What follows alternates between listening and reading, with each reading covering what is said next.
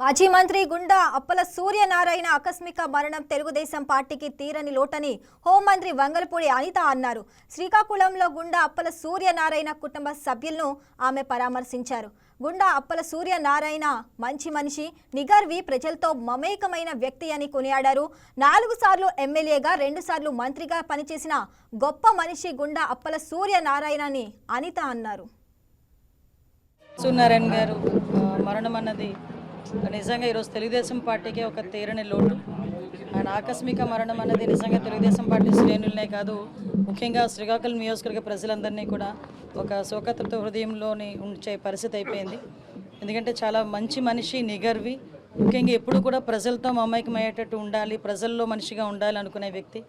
2 సార్లు మంత్రి చేసిన వ్యక్తి, 4 సార్లు ఎమ్మెల్యే చేసిన వ్యక్తి ఈరోజు మన మధ్య నుంచి ఆకస్మికంగా దూరం అవటం అనేది నిజంగా చాలా బాధాకరం. ఆ కుటుంబానికి తెలుగుదేశం పార్టీ, అదేవిధంగా తెలుగుదేశం పార్టీ అధినేత గౌరవ ముఖ్యమంత్రి గారు నారా చంద్రబాబు నాయుడు గారు, అదేవిధంగా జాతీయ ప్రధాన కార్యదర్శి నారా లోకేష్ గారు అందరూ కూడా ఆ కుటుంబానికి అండగా నిలబడ్డారు. వాళ్ళందరితో పాటు నాకు లక్ష్మీదేవమ్మ గారికి ఉన్న మీకు పరిచయం కూడా మీకు తెలుసు. మేమిద్దరం కలిసి ఎమ్మెల్యేలుగా 2014 నుంచి 19 వరకు పనిచేశాం.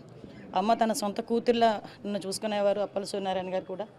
సో ఆ కుటుంబానికి నాకు అనుబంధమే ఈరోజు నన్ను ఇక్కడి వరకు రప్పించింది.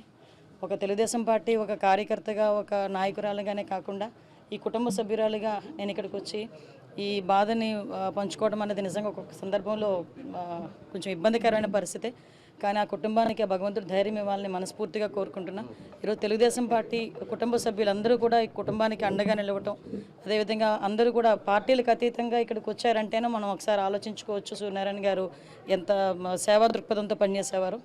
ఈరోజు అతని ఆత్మకి శాంతి చేకూరాలని, ఆ కుటుంబానికి